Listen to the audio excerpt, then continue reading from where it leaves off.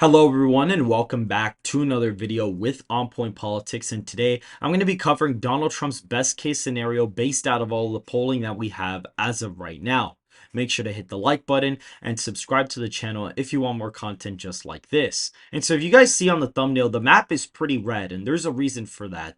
Basically Donald Trump's biggest lead in any of the polling in the three-way or essentially the five-way race essentially on RCP, the biggest lead for him is a plus 12 lead in the national popular vote. And so that theoretically would be the best case scenario out of any of the polling that is shown here. And so we're actually going to be modeling what a plus 12 national environment for Trump would actually look like.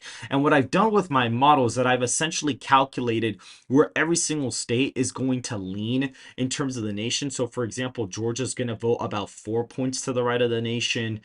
Arizona's going to vote about 3 points to the right of the nation, for example. So we see a couple of those instances there. And what's interesting is that if we were to shift this and basically put it at Trump plus 12, we get some very, very stunning results in the Electoral College that you won't want to miss. And so for the safe Republican states, we have the traditional states that Donald Trump won by safe margins in the last election, which are essentially all of the states that you see on the map right now. However, Donald Trump has actually added more states into this column. Alaska would be in this column. Kansas, South Carolina would be in this column, Maine second, as well as Iowa, Ohio, Florida, and Texas. These are my current safe states for the former president right now in my actual projection, which is 347 to 191.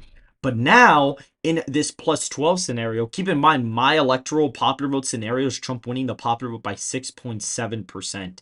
This scenario is Trump plus 12. So if we were to actually fill out more safe states, we have North Carolina at 17 points for Trump, Georgia at 16 for Trump, Arizona at 15, and Nevada at 16. Yes, so all of the safe states in a plus 12 environment for Trump actually bring Trump to 268 electoral college votes.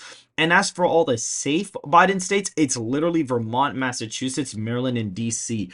Literally, DC is a 68-point victory for Biden. So it's way less than what it was last time. Way, way less. And so that brings Biden to only 27 safe electoral college votes. And all of the likely states for Donald Trump would be Wisconsin at 14 points, Michigan at 13, Pennsylvania at 14, Virginia would be a 6-point win. New Mexico would be around if we actually look right here, New Mexico would be a 6-point win as well. New Hampshire at 7, Minnesota at 8, and Maine at large at around 7 points as well. And Nebraska second at 9, which brings Donald Trump to 347. All of the swing states would basically evaporate into thin air. All the traditional swing states would be super heavy Republican states, with the smallest victory literally being New Mexico in this scenario, which is extremely fascinating. For the likely Democrat states, we have Maine's first at just 5 points for Biden. We have California at 11 points for Biden, and Hawaii at literally just 6 points for Biden, which gets him to 86 electoral votes. That is it for his likely and safe states. That's literally it on the map. And now for the lean Republican states, which are Trump's two last states, we have New Jersey at 2 points and Colorado at a single percentage point of a victory as of right now. The actual margin, if we were to get rid of the rounding, if we actually look at this, it's actually a 1.3 percentage point victory for Donald Trump. So he actually wins the state, pretty impressively in this electoral college scenario, but he would have to win the popular vote by over 11 points for this to happen. And I really doubt that that's actually going to happen. That would be a very unrealistic lead based out of all the polling we have right now.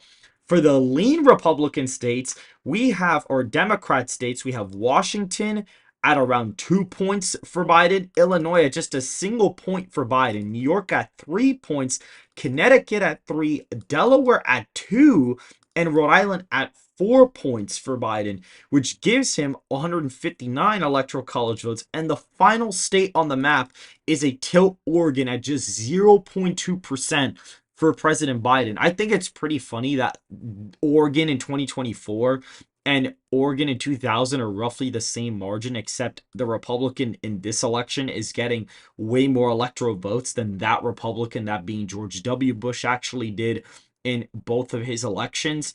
And so I actually think that that's very interesting that a Trump plus 12 national environment produces this. But that's why I am saying that Donald Trump, there's a chance for him to pick off New Jersey, but I really doubt he's going to be able to do it. Same thing in Colorado, same thing in Oregon, Washington, Illinois, New York. At this point, I'm not even worried about him winning any of those states. I really don't think he's going to be able to win New York. At best, he could get it under a couple points. Even if it trends more to the right of the nation than we actually expect it to, I still think that the state will probably vote Democrat either way. It could end up being a very close race. Like, it could be under 5, possibly even 4 points, but I really doubt he's going to be able to flip the state as of right now. Same thing goes for Colorado or New Jersey.